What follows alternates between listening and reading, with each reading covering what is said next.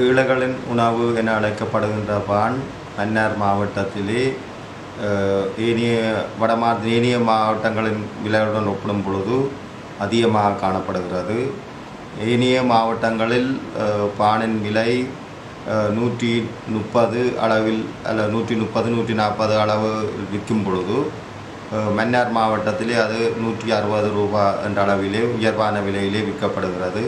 இது மக்களுக்கு அசௌகரியமான ஒரு நிலையினை ஏற்படுத்தியதை பல்வேறு பொதுமக்கள் என்னுடைய கவனத்துக்கு கொண்டு வரப்பட்டதை அடுத்து இன்றைய தினம் மன்னார் மாவட்டத்தில் அனைத்து வெதுப்பக உரிமையாளர்களும் அழைக்கப்பட்டு அது தொடர்பான ஒரு கலந்துரையாடல் நடைபெற்றது.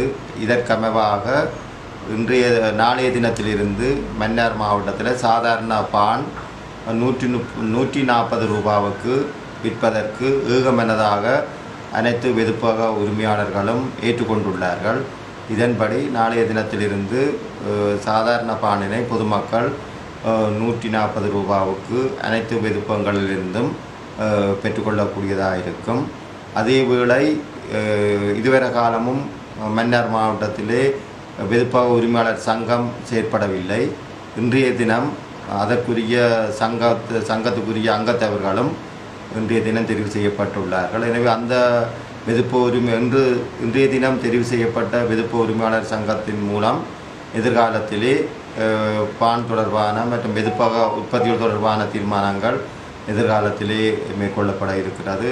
எனவே இன்றைய தினம் எடுக்கப்பட்ட தீர்மானத்துக்கு அமைவாக பானின் விலை விற்கப்படுகிறதா என்பது கண்காணிக்கப்படும்.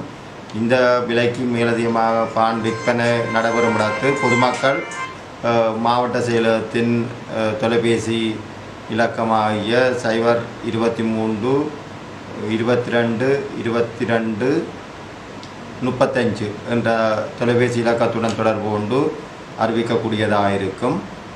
இதனை விட